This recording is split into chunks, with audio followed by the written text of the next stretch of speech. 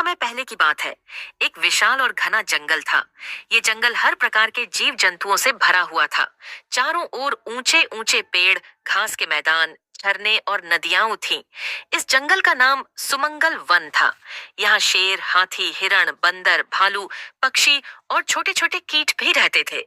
सभी मिलजुल कर इस जंगल में खुशहाल जीवन जीते थे।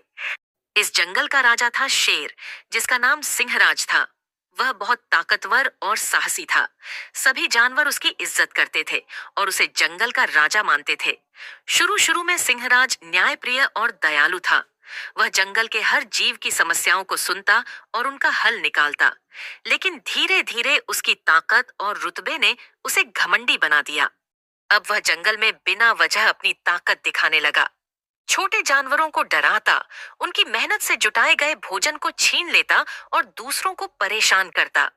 यहाँ तक कि जंगल में जो नियम बनाए गए थे, वह भी उन्हें तोड़ने लगा।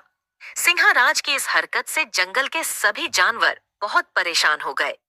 धीरे धीरे जंगल का माहौल बिगड़ने लगा। कोई खुश नहीं था। एक दिन सभी जानवर एक बड़े बरगद के पेड़ के नीचे इकट्ठा हुए।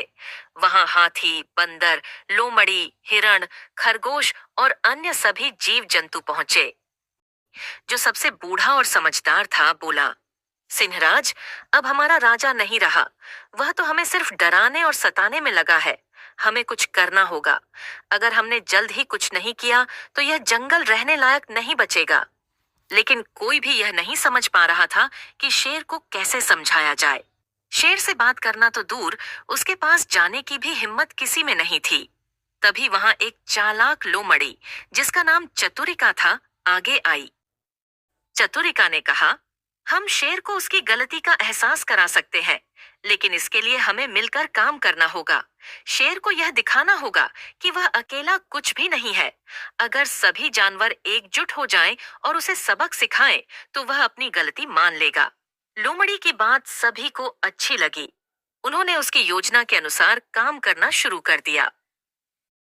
लोमड़ी ने कहा, हम सभी को कुछ दिनों के लिए जंगल छोड़कर चले जाना चाहिए।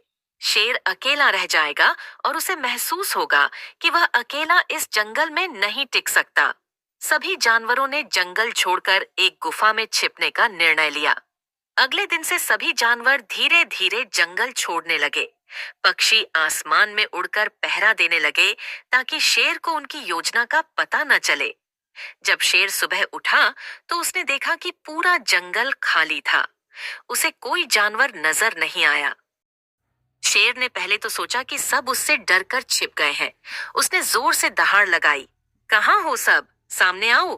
लेकिन कोई भी जवाब देने नहीं आया। धीरे धीरे दिन बीतने लगे।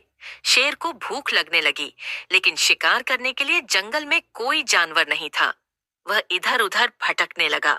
पहले दिन उसने सोचा कि जानवर कहीं छिपे होंगे, लेकिन जब दूसरे और तीसरे दिन भी कोई नहीं मिला तो उसे चिंता होने लगी।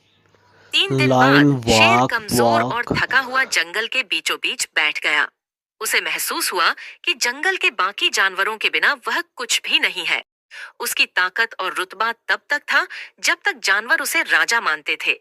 चौथे दिन सभी जानवर धीरे धीरे जंगल में वापस आने लगे। जब शेर ने उन्हें देखा तो वह उनके पास गया और शर्मिंदा होकर बोला, मैंने बहुत बड़ी गलती की। मैंने अपनी ताकत और रुतबे का गलत इस्तेमाल किया। आप सभी के बिना मैं कुछ भी नहीं हूँ। कृपया मुझे माफ कर दीजिए। अब से मैं सभी के साथ मिलजुल कर रहूंगा और जंगल के नियमों का पालन करूंगा। शेर की बात सुनकर सभी जानवर खुश हो गए। हाथी ने कहा, अगर तुम अपनी गलती मानते हो और दोबारा ऐसा नहीं करोगे तो हम तुम्हें माफ कर देते हैं। इसके बाद से शेर ने वादा किया कि वह जंगल के सभी जानवरों की सुरक्षा करेगा और कभी भी किसी को सताएगा नहीं। धीरे धीरे जंगल में फिर से शांति और खुशहाली आ गई। सभी जानवर मिलजुल कर रहने लगे और शेर भी एक अच्छा राजा बन गया। इस कहानी से हमें यह सीख मिलती है कि अहंकार हमेशा विनाश की ओर ले जाता है। सच्ची ताकत और सफलता तब होती है जब लोग एकजुट होकर काम करते हैं।